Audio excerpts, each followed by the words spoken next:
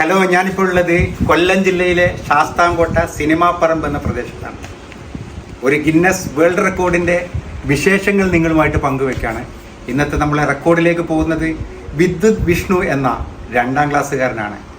വിദ്യുത് വിഷ്ണുവിൻ്റെ പ്രത്യേകത, അദ്ദേഹം 2ാം ക്ലാസ്സിലാണ് പഠിക്കുന്നതെങ്കിലും ലോകത്തിലുള്ള മുഴുവൻ ദിനോസോറുകളുടെ പേരും തിരിച്ചറിഞ്ഞ് 1 മിനിറ്റിൽ 64 ദിനോസോറുകളെ തിരിച്ചറിഞ്ഞ് ഗിന്നസ് വേൾഡ് റെക്കോർഡ് നേടാൻ ആ ഇവൻറ്റിൻ്റെ ഭാഗമാവാനാണ് ഞാൻ വന്നത്. ഞാനിപ്പോൾ അവൻ്റെ വീട്ടിലാണ്. നമുക്ക് വീട്ടിൻ്റെ ഉള്ളിലേക്കൊന്ന് പോവാം. ഇതാണ് വിദ്യുത് വിഷ്ണുവിൻ്റെ അച്ഛൻ. വിഷ്ണു ബിസിനസ്സാണ്. നമുക്ക് അവൻ്റെ റൂമിലേക്കൊന്ന് പോവാം. വിദ്യുത്, എന്തൊക്കെയുണ്ട് വിശേഷം? ഇതാണ് വിദ്യുത് വിഷ്ണുവിൻ്റെ റൂം. ഇത് അമ്മ. ഹായ്. റൂമാണിത്. റൂമിൽ തന്നെ മുഴുവൻ ദിനോസോറുകളുടെ മിനിയേച്ചറുകളുണ്ട്. അതേപോലെ ഇതിനെന്താ വിദ്യുത് പറയാ, ഈ പറക്കുന്ന ദിനോസോറുകൾക്ക്? പറക്കൂലേ അത്? ഇതെന്താ, സസ്യാഹാരിയാണോ മാംസാഹാരിയാണോ? ശരിക്ക് പല്ലുണ്ട്, അതുകൊണ്ട് ഇത് മാംസാഹാരിയാണോ? ശരി, ഓക്കെ. അപ്പൊ ദിനോസോറുകൾ പല രൂപത്തിലുണ്ട്. അപ്പൊ എങ്ങനെയാണ് ഈ ആശയം കിട്ടിയത്? അച്ഛൻ പറഞ്ഞതാണോ, അമ്മ പറഞ്ഞതാണോ, അല്ലെ സ്വയം തോന്നിയതാണോ?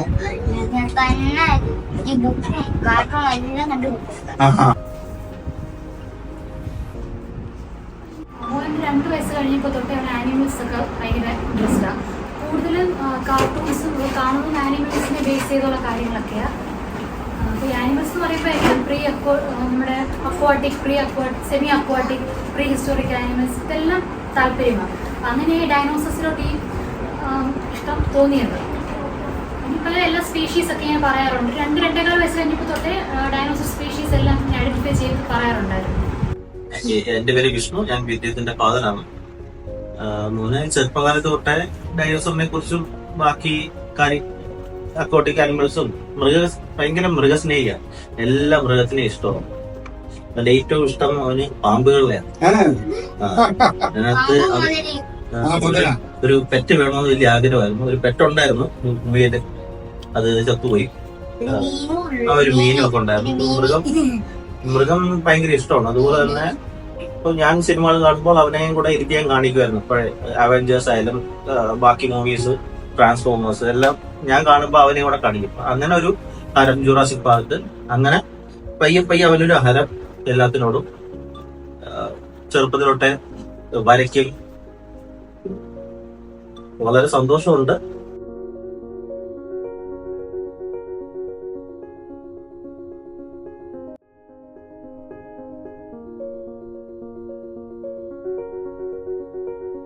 കുട്ടിയാണ് വിദ്യുത് വിഷ്ണു.